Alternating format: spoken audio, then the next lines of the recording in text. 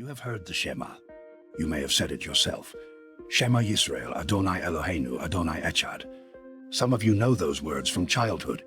Some of you encountered them in a synagogue or in a documentary or in a book about Jewish mysticism you picked up in an airport and never quite finished. And here is what I want to ask you tonight. Do you know what those words actually declare? Not what they mean theologically, not what a commentary would say about their significance in covenant history, what they claim. Because there is a difference that Solomon understood completely, and that most of the people who have been reciting those words for 3,000 years have never been told, between speaking a prayer and making a legal declaration of territorial authority. A prayer is a request. A declaration is a statement of ownership. Solomon, when he lay down at night in the palace he built at the center of the ancient world, was not requesting protection. He was declaring who owned the night. And that distinction is the entire subject of what I'm going to show you tonight. Let me begin where the evidence begins. Talmud Berachot, chapter 5, paragraph 1. Rabbi Yitzchak said, "Anyone who recites Shema upon his bed, the Mazikin stay away from him." Now, Mazikin. That Hebrew word is not the generic word for evil.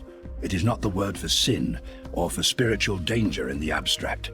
Mazikin is a technical classification, harmful spiritual entities that operate specifically at night, entities that require certain conditions to function.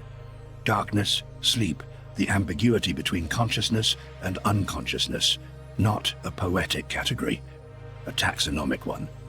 And the Talmudic rabbis were not writing theology when they recorded this. They were transmitting operational knowledge that had been understood and practiced for centuries before the Talmud was compiled. Solomon's night ceiling system, intact, preserved in plain sight. The text says, reciting Shema upon his bed. Not before bed, not sometime in the evening, upon the bed. The specific act of lying down and making the declaration. The instruction was precise because the mechanism was precise. This was not a comfort. This was a technology. And the question worth sitting with is, why does that particular declaration keep the Mazikin away? What is it about those words that changes the condition of the room? Let me take you to the words themselves. Shema Yisrael, Adonai Eloheinu, Adonai Echad. 6 words. Count them. Shema.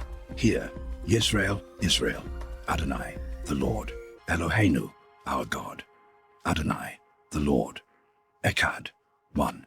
6 words in the declaration. Now, why 6? In the Solomonic framework that runs through the Testament of Solomon, the Psalms, and the full architecture of the temple liturgy, 7 is the number of completion, of sealing, of a thing brought to its final state. 6 is the number of the work before the seal. 6 days of creation before the Shabbat rest. 6 branches of the menorah before the central shaft. 6 words of the declaration before the 7th that seals it. The Shema is not complete at Echad. Echad is the beginning of the seal. And what the Talmud records, the whispered response that follows the Shema in synagogue, the 6 words, Baruch Shem Kevod Malkuto Le'olam Va'ed, was spoken silently because Moses heard those words from angels. The tradition held that they do not belong to the human tongue in the ordinary world. They are the counter-declaration from the other side of the covenant. 6 and 6, declaration and response. But the 7th element, the one that completes the architecture, is not another 6 words. It is 1 word spoken alone, Echad. Again, slowly, on its own. That repetition is the 7th element, the seal. And the man who teaches us most precisely what happens when a human soul departs on that single word is not Solomon. It is Rabbi Akiva. Talmud Berachot, chapter 61, the 2nd section. Rabbi Akiva was being tortured to death by the Romans. The Romans had decided that his crime was teaching Torah, and their punishment was methodical.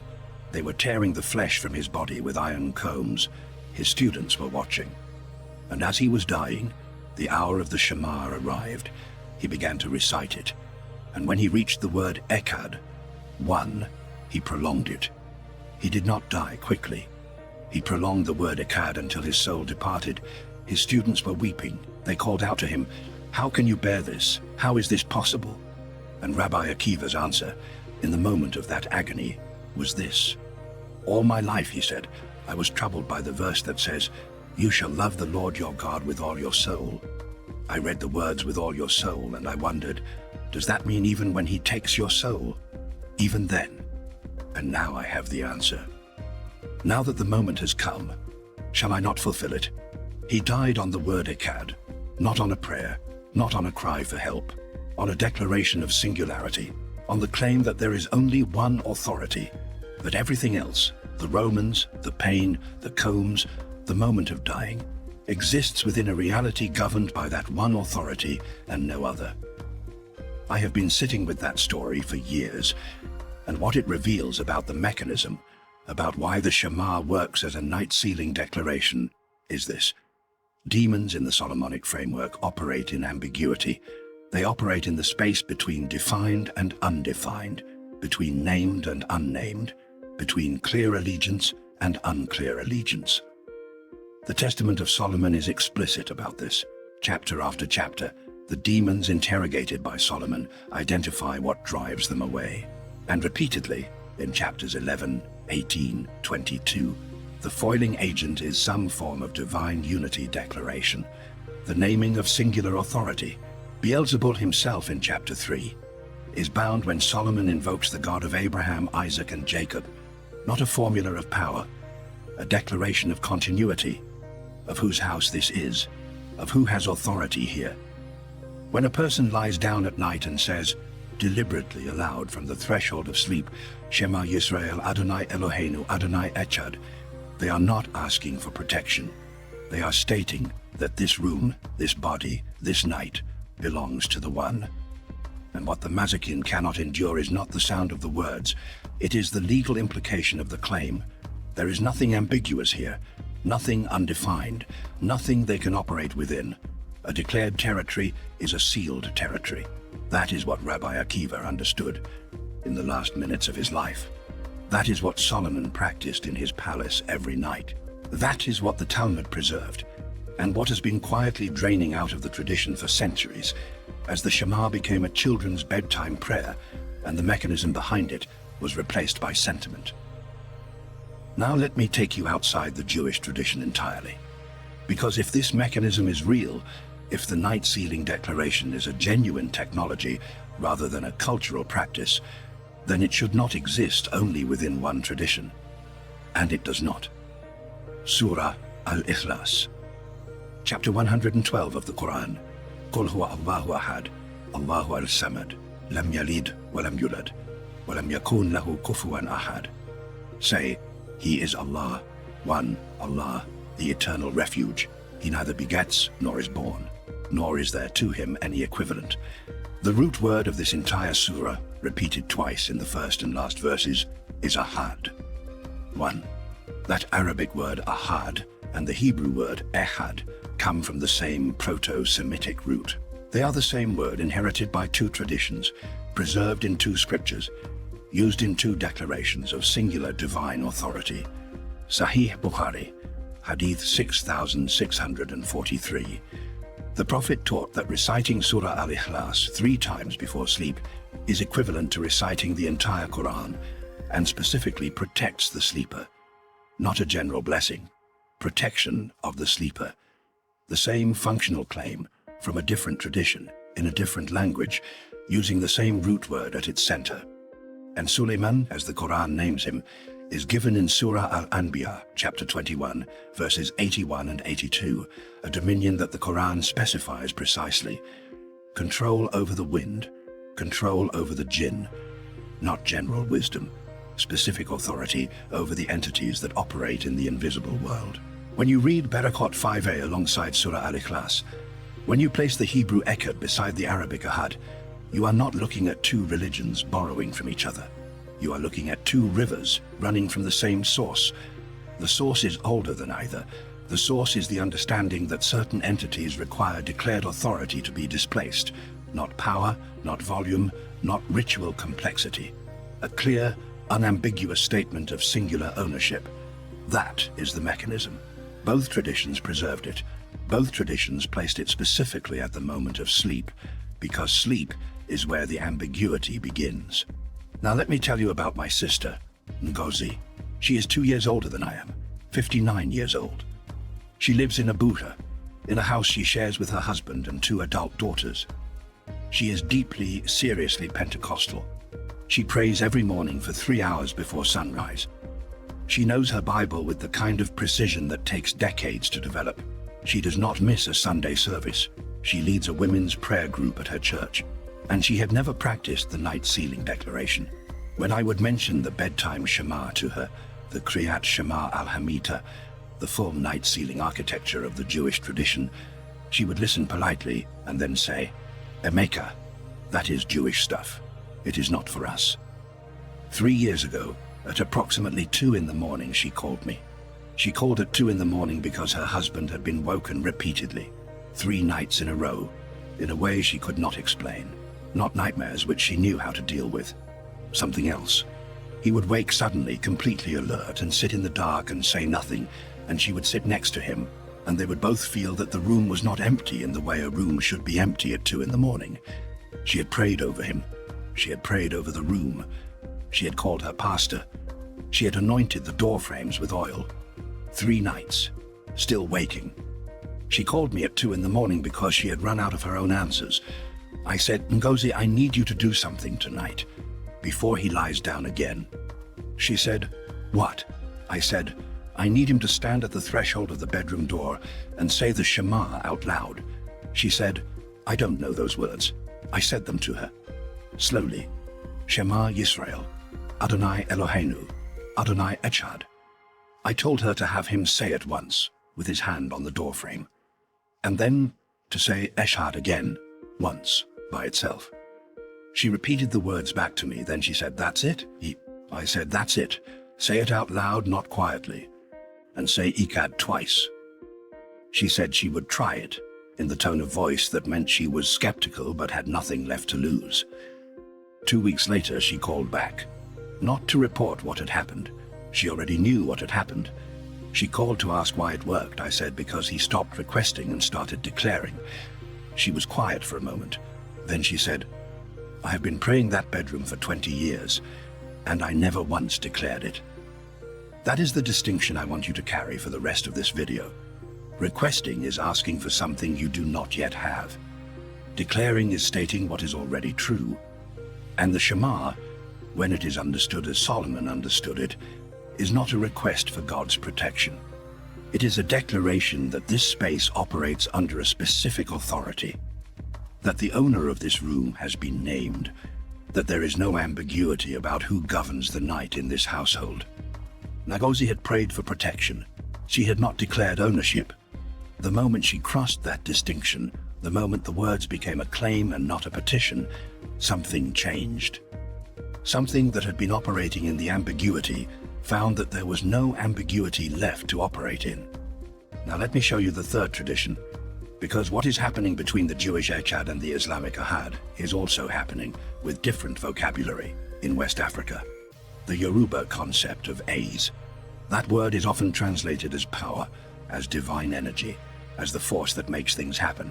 But that translation misses the most important element. Ace is not power you possess. Ace is authority you have been recognized as having. The distinction is significant. When a Yoruba elder speaks a declaration at the threshold of the house at nightfall, Awoko wa ibi, Awoko wa iku, the mysteries do not bring evil, the mysteries do not bring death. They are not casting a protective spell. They are invoking recognized authority. They are naming who they are and whose they are, and declaring what has and does not have permission to enter this space. The ace is in the declaration, not in the breath, not in the volume, in the claim itself. Every traditional healer in the Yoruba corpus, when performing a night sealing for a household, begins the same way. Not with a formula of power, with a declaration of identity. Who is this household? Who governs it? What is the name of the authority that holds it? Named households do not operate under ambiguity.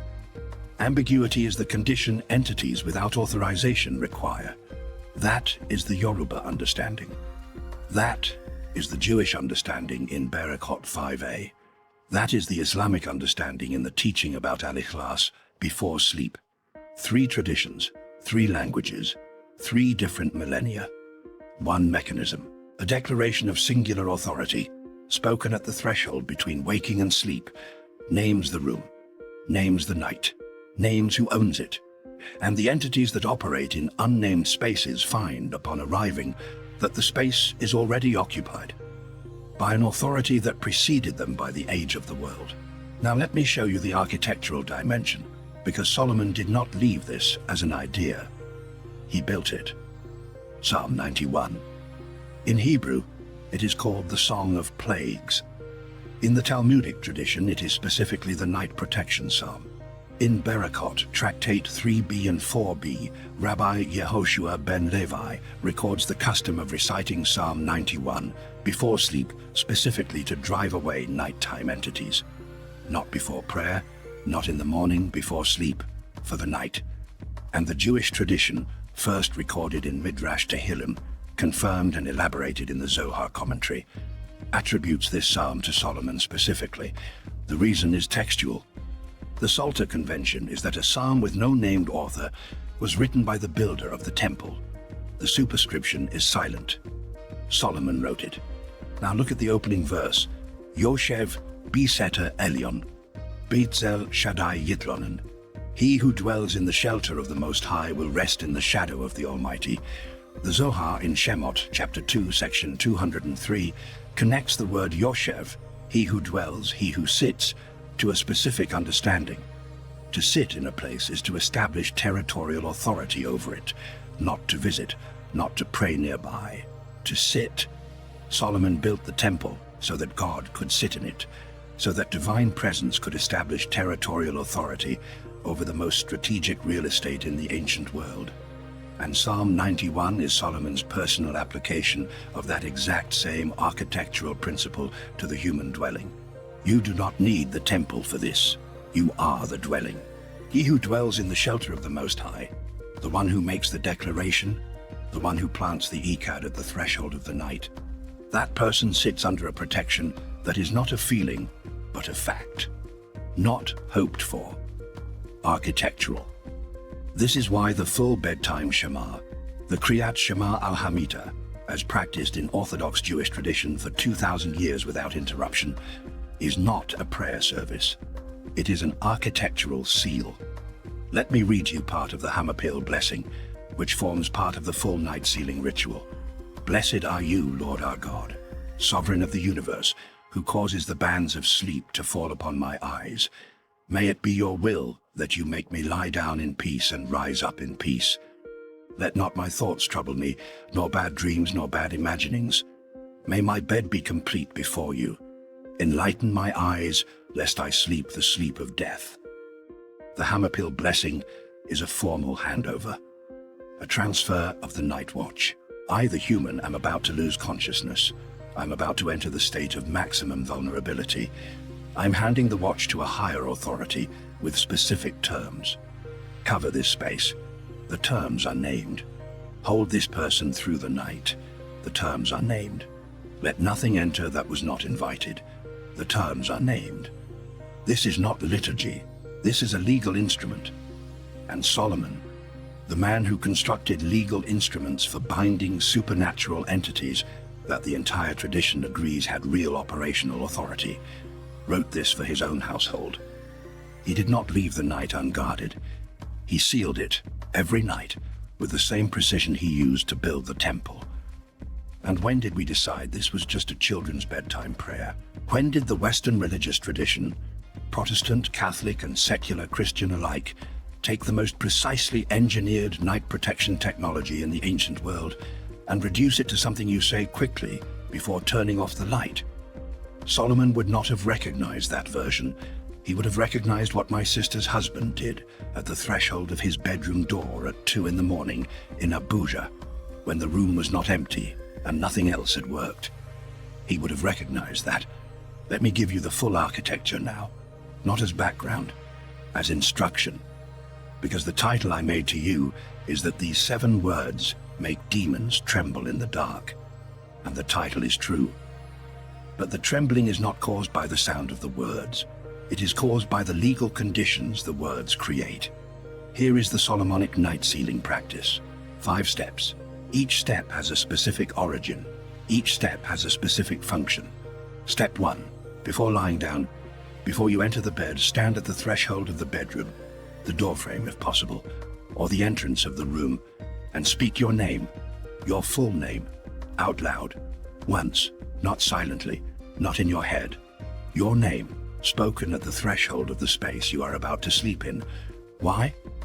Because the Solomonic principle, consistent across the Testament of Solomon, the Talmud, and the Yoruba Ace tradition, is that entities without authorization require anonymity to operate. When you do not know your own name, when your identity is vague to yourself, you offer them the ambiguity they need. When you speak your name at the threshold, you remove the anonymity. You arrive as a known person in a specific space. This is not mysticism. It is the same principle that makes Solomon's interrogations in the Testament so effective. He named the demons. The naming removed their operational cover. You are doing the same thing for yourself. Your name spoken aloud at the threshold. Once. Step 2, the declaration itself. Speak the Shema aloud. Shema Yisrael, Adonai Eloheinu, Adonai Echad, in Hebrew if possible, in English if not, in whatever language is most natural to you. The Talmud Berakot, in multiple passages, indicates that intention and comprehension matter to the mechanism, but do not whisper it. Rabbi Akiva did not whisper Echad as he died. Solomon did not whisper his night declarations. The vocal declaration is part of the function. It makes it real in the physical space. Sound occupies the room. A whisper is a private thought. A spoken declaration is a public statement. Say it to the room. This is the 6-word declaration of singular authority, the 6 days of work before the seal is set. Step 3, the 7th element. After the Shema, pause, and then speak the word Echad again. Once. By itself. Slowly. This is not redundancy. This is the seal. The 6 words establish the territory. The 7th seals it. This is the word Rabbi Akiva prolonged until his soul departed. This is the Echad at the root of Al-Ikhlas. This is the word that declares, not I believe in one God as a theological position, but there is only one authority in this room. I have named it. The naming is complete. Echad. Let it stand alone. Let the room hold it for a moment.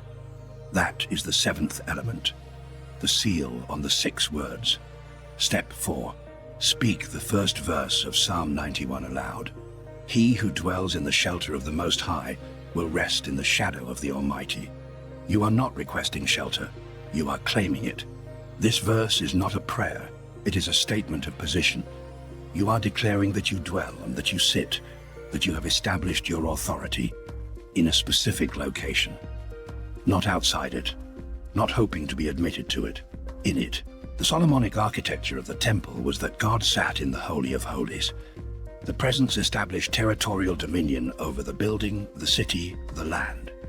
Psalm 91 is that same architectural logic applied to the human body and the human night. You sit in the shelter of the Most High. That is not metaphor. That is a territorial claim. Speak it. Step 5. Walk to the main door of your home. Place one hand on the door frame and speak the names of those who sleep inside tonight. Your name, your partner's name, your children's names, if you have them, your household. Each name spoken once at the main door. This is the final element of the Solomonic sealing system. In 1 Kings, chapter 8, verses 41 through 43, Solomon's dedicatory prayer for the temple ends with an extraordinary extension. He extends the protection to include the foreigner who prays toward this place, the stranger who does not know the God of Israel, but stands at this threshold and calls out, even them. Solomon named who belonged inside the structure he had built. You are doing the same at the scale of one household. The names you speak at the main door are the names that are declared to belong here. Named people in named spaces, under named authority. There is no ambiguity left. And where there is no ambiguity, the entities that require it for operation have no entry point. That is the complete architecture. 5 steps, 7 minutes. The same system that Solomon used in his palace, that the Talmudic rabbis preserved. That Islamic tradition encoded in the teaching about Al-Ikhlas. That Yoruba tradition maintained in the Ace Declaration at nightfall. Intact, available, working. Now let me tell you something I want you to carry beyond the practical steps. The bedtime Shema was never lost. It is in every Orthodox Jewish prayer book. It has been recited every night for 2,000 years without interruption. The words did not disappear. What disappeared is the understanding. The rabbis who came after the temple, who were shepherding communities through exile and dispersion and persecution, made a decision, not malicious, not conspiratorial, but pastoral, that certain elements of the Solomonic tradition were too advanced for general teaching. The full technical understanding of what the Shema declares, the territorial mechanism, the legal conditions it creates, the reason Mazikin specifically retreat from it and not from other prayers. That knowledge was kept in the mystical commentary traditions, in the Zohar, in the Lurianic Kabbalah, in the systems that most ordinary practitioners never accessed. The declaration became liturgy, the technology became bedtime routine. And today, in most Western synagogues, the Shema is taught to children as the central declaration of Jewish monotheism, which it is. But the night context, the demon-repelling function, the legal territorial mechanism, those are gone. Friday Mosque does not teach the specific night protection function of Al-Ikhlas before sleep.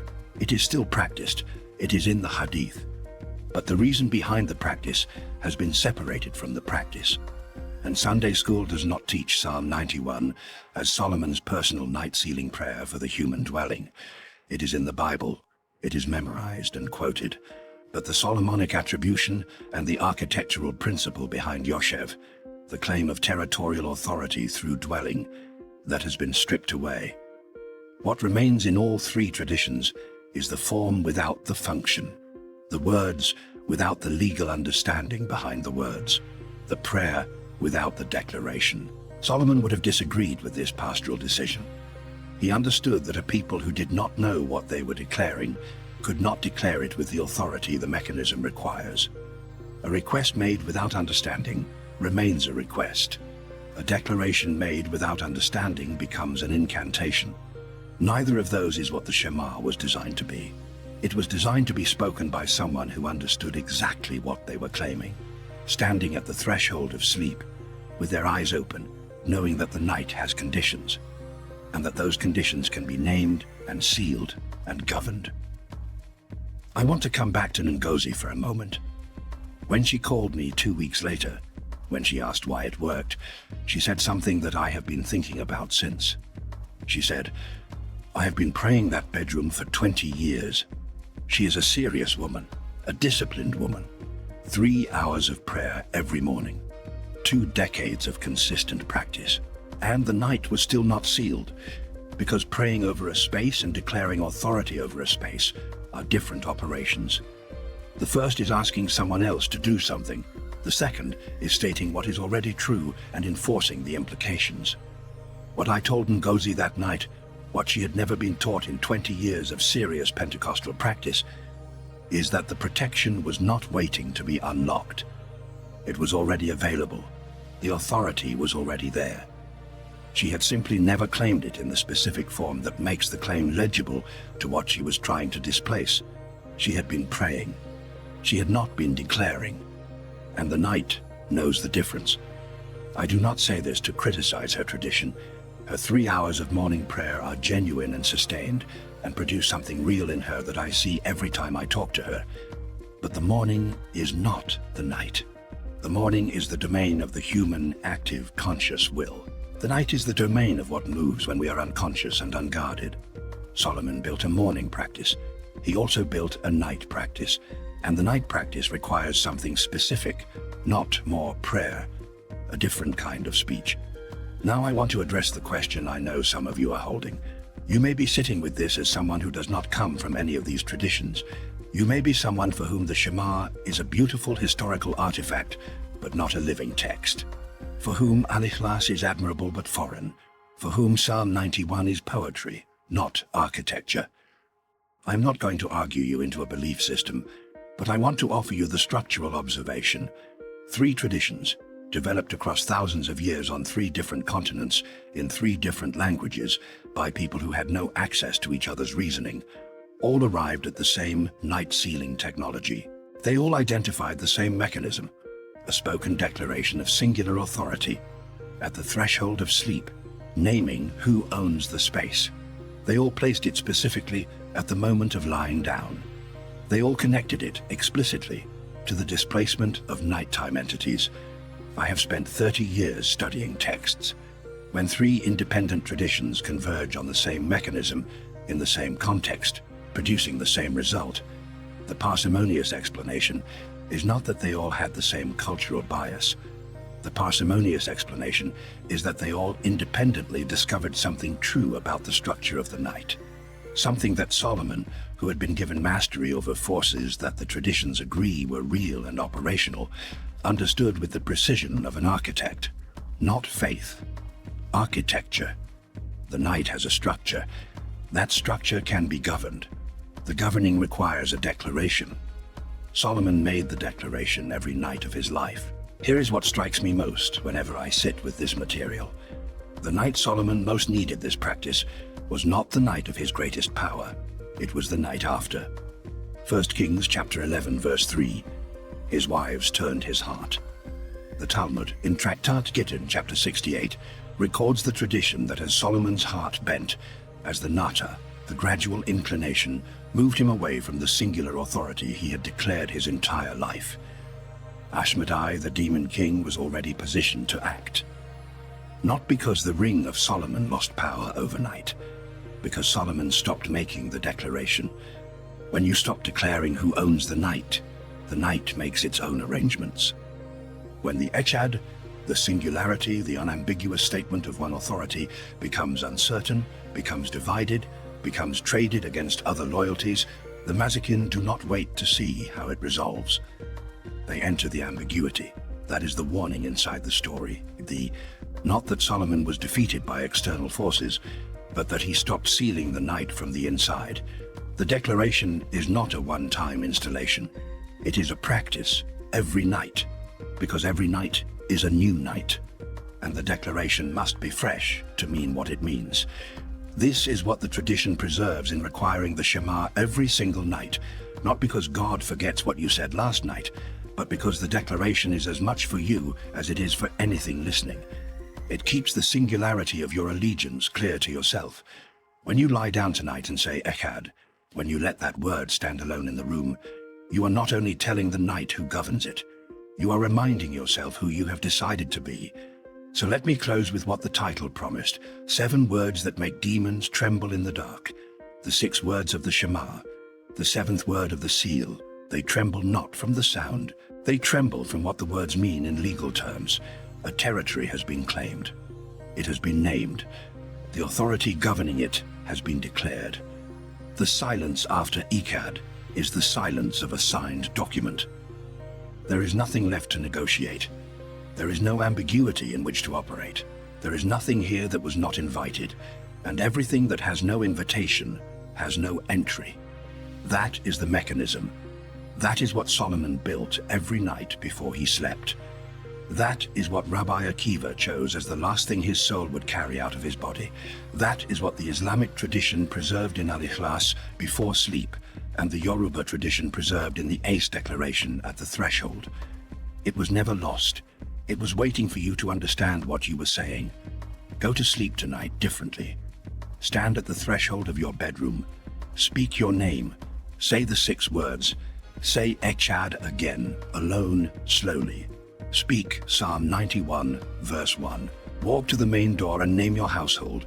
Do this once. And then ask yourself what changed, not in the moment, in the days after. Solomon spent decades doing this every night, with perfect understanding of what he was declaring. You have the same words he had. You have the same night he had. You have the same authority available to you that he invoked. The difference between Solomon sleeping in a sealed palace and most people sleeping in an unguarded room, is not power. It is the decision to declare. What would change you tonight, this week, this year, if you went to sleep not hoping for protection, but claiming it? That question belongs to you. What you do with it tonight is up to you. Sleep well, or don't. But if you don't, if you lie there in the dark and feel the room is not as empty as it should be, you now know exactly what to say, and you know why it works. Echad. 1. That is the whole architecture. What happens after is not speculation. It is what 3,000 years of consistent practice have already established. The last prayer of Solomon is not a prayer at all. It is a declaration, and the night has always known the difference.